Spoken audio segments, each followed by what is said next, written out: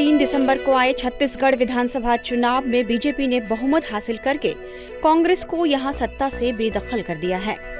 BJP ने 90 में से 54 सीटें हासिल की हैं। अब पार्टी आला कमान इस बात पर मंथन कर रहा है कि राज्य की कमान किस नेता को सौंपी जाए। माना जा रहा है कि मध्य प्रदेश, राजस्थान और छत्तीसगढ़, जहां बीजेपी ने इस बार के विधानसभा चुनाव में जीत हासिल की है, उन तीनों राज्यों में केंद्रीय नेतृत्व किसी नए चेहरे को मुख्यमंत्री बनाने पर विचार कर रहा है।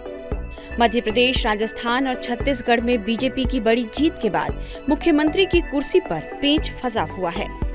राजस्थान में जहां वसुंधरा राजे अपने समर्थकों के साथ अप्रत्यक्ष तौर पर अपना दावा ठोक रही हैं, तो वहीं मध्य प्रदेश में शिवराज सिंह चौहान एक बार फिर मुख्यमंत्री बनने की चाहत रखते हैं।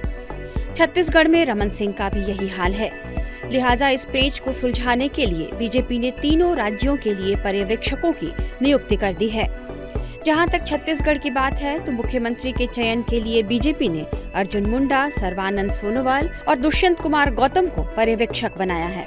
बीजेपी के प्रदेश प्रभारी ओम माथुर चुनाव के दौरान ही कह चुके हैं कि पार्टी जिसे मुख्यमंत्री बनाएगी उसके बारे में किसी ने सोचा भी नहीं होगा। कहा जा रहा है कि यहां सीएम बनाने के लिए कई नामों पर विचार चल रहा है, लेकिन सबसे ज्यादा जो नाम चर्चा में है वो है सरगुजा की सांसद रही रेणुका सिंह का। रेणुका सिंह हाल ही में चुनाव में भरतपुर सोनहत विधानसभा सीट से जबरदस्त जीत हासिल की है।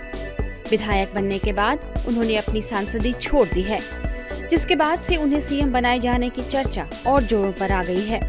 कहा जा रहा है कि आदिवासी महिला के तौर पर रेणुका सिंह को मुख्यमंत्री की कुर्सी सौंपी जा सकती है। यदि ऐसा होता है तो वे राज्य की पहली महिला मुख्यमंत्री होंगी।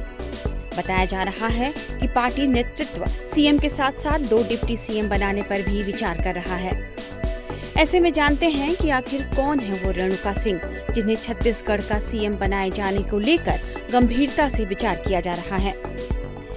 ये इत्तेफाकी है कि एक तरफ उन्हें सीएम बनाए जाने की चर्चा हो रही है और दूसरी तरफ विधानसभा चुनाव के दौरान वे जब प्रचार कर रही थी तो समर्थकों और कार्यकर्ताओं ने उन्हें सीएम दीदी भी कहना शुरू कर दिया था।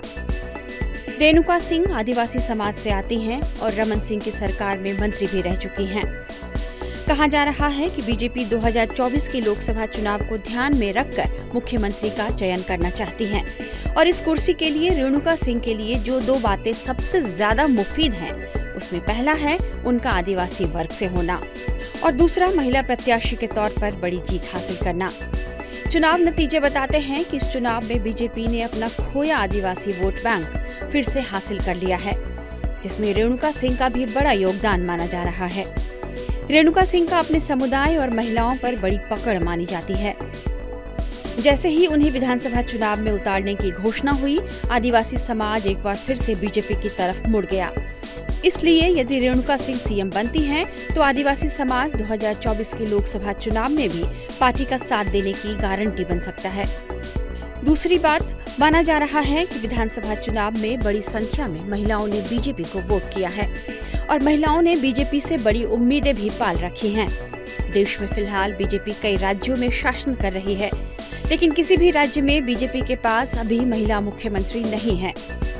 ऐसे में रेणुका सिंह को सीएम बनाकर बीजेपी एक तीर से 2 निशाने साध सकती है, यानी एक तरफ महिला चेहरा और दूसरी तरफ आदिवासी वर्ग पर फोकस, जो 2024 के लोकसभा चुनाव में बीजेपी के लिए बड़ा रणनीतिक कदम साबित हो सकता है और इसका कई राज्यों में भी प्रभाव पड़ सकता है।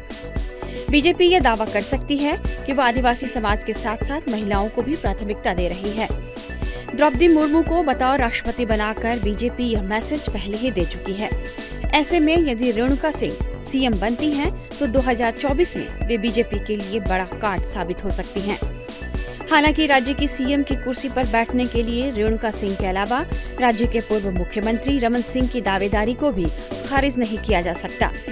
इसके अलावा कुछ महीने पहले तक पार्टी के प्रदेश अध्यक्ष रह चुके आदिवासी नेता विष्णुदेव साय, तेज तर्रार युवा नेता ओपी चौधरी, राज्य में लंबे समय तक मंत्री और सांसद रह चुके आदिवासी नेता राम विचार नेताम और प्रदेश अध्यक्ष, सांसद और अब विधायक बने अरुण साव को लेकर भी अटकलें लगाई जा रही हैं।